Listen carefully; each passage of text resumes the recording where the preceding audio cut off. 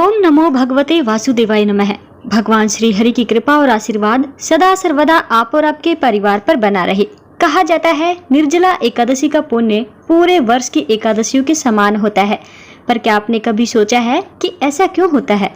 ऐसा कौन सा रहस्य है जो इस दिन को इतना महत्वपूर्ण बना देता है? जब जल ही जीवन है तब उसी दिन जल का त्याग क्यों? इसका उत्तर साधारण नहीं है। यह वह दिन है जब आत्मा शरीर पर विजय पाती है। यह वह पर्व है जब मन इंद्रियों को हराकर प्रभु की ओर बढ़ता है। निर्जला एकादशी केवल उपवास ही नहीं, यह ब्रह्म क्षण है। वह पवित्र दिन जब भगवान विष्णु स्वयं अपने भक्त की परीक्षा लेते हैं और जो भक्त उस परीक्षा में सफल होता है उसके लिए स्वर्ग के द्वार खुल जाते हैं। आप सभी श्रोताओं को निर्जला एकादशी व्रत की बहुत बहुत शुभकामनाएं। भगवान श्री कृष्ण आप सभी को निर्जला उपवास करने की शक्ति सामर्थ्य प्रदान करे। प्रिय भक्तगणों, इस बार एकादशी की तिथि 2 दिन है। ऐसे में ज्येष्ठ मास शुक्ल पक्ष निर्जला एकादशी का व्रत किस दिन रखें, इस बारे में संशय बना हुआ है। इस वीडियो में आप जानेंगे एकादशी की तिथि, पारण मुहूर्त और इस दिन रहने वाले सभी शुभ मुहूर्तों के बारे में।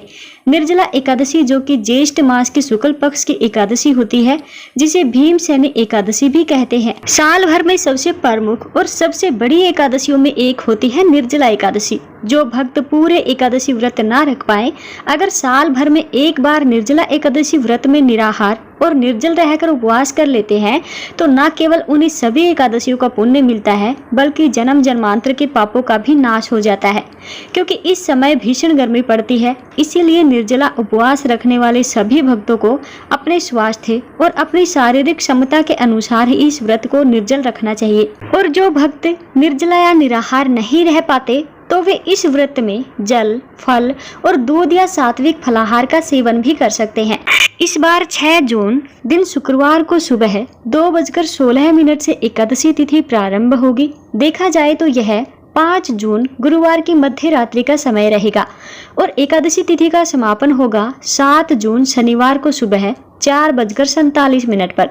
यानी 6 जून शुक्रवार को पूरा दिन ही एकादशी तिथि रहेगी।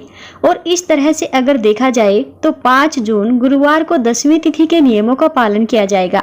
इस बार हिंदू पंचांग के अनुसार 6 जून शुक्रवार को एकादशी जो कि स्मार्त एकादशी रहेगी, जिसमें सभी ग्रस्त जन उपवास रख सकते हैं। और दूजी एकादशी यानी 7 जून शनिवार को वैष्णव निर्जला एकादशी का व्रत रहेगा। जब कभी भी एकादशी तिथि 2 दिन होती है तो ऐसे में इस बात का भी ध्यान रखना चाहिए कि उपवास 24 घंटे से अधिक का ना हो। अगर 24 घंटे से अधिक का उपवास होता है तो सभी लोगों को दूजी एकादशी यानी वैष्णव एकादशी का उपवास करने की सलाह दी जाती है। 6 जून शुक्रवार को ब्रह्म मुहूर्त सुबह 4:08 से 4:56 तक रहेगा। इस दिन सूर्योदय सुबह 5:44 पर होगा और सूर्यास्त शाम 7:06 पर। प्रातःकाल पूजा का मुहूर्त सुबह 4:22 से 5:23 तक रहेगा। शाम की पूजा का मुहूर्त रहेगा शाम 7:17 से 8:18 तक।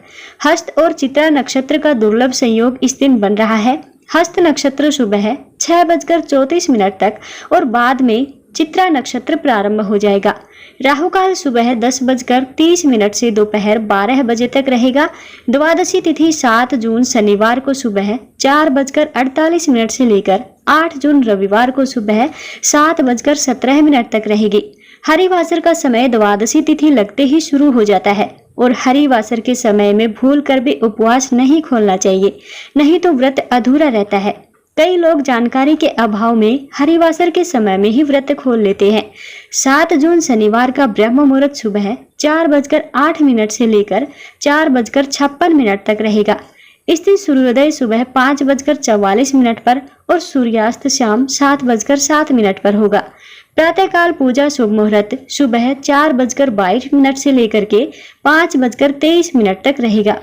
गोधूली मुहूर्त शाम 7:16 से 7:36 तक रहेगा। राहुकाल सुबह 9 बजे से 10:30 बजे तक रहेगा। हरिवासर का समय 6 जून शुक्रवार को सुबह 11:25 तक समाप्त होगा। ध्यान रखिएगा, इस बार 6 जून शुक्रवार को भद्रा भी लगेगी।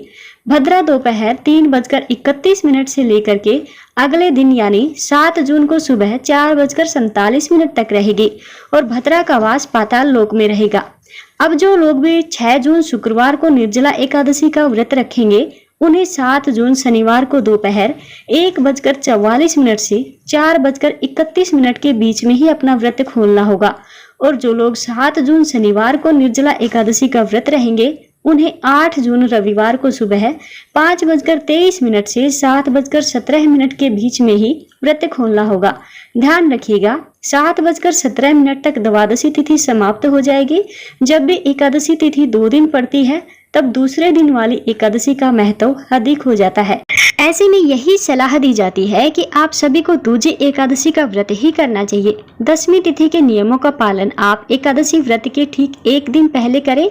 2 दिन एकादशी का व्रत है, लेकिन आप जिस दिन स्वयं व्रत रख रहे हो, केवल उसी दिन 1 दिन आपको तुलसी में जल अर्पित नहीं करना है। बाकी दिनों में आप जल अर्पित कर सकते हैं।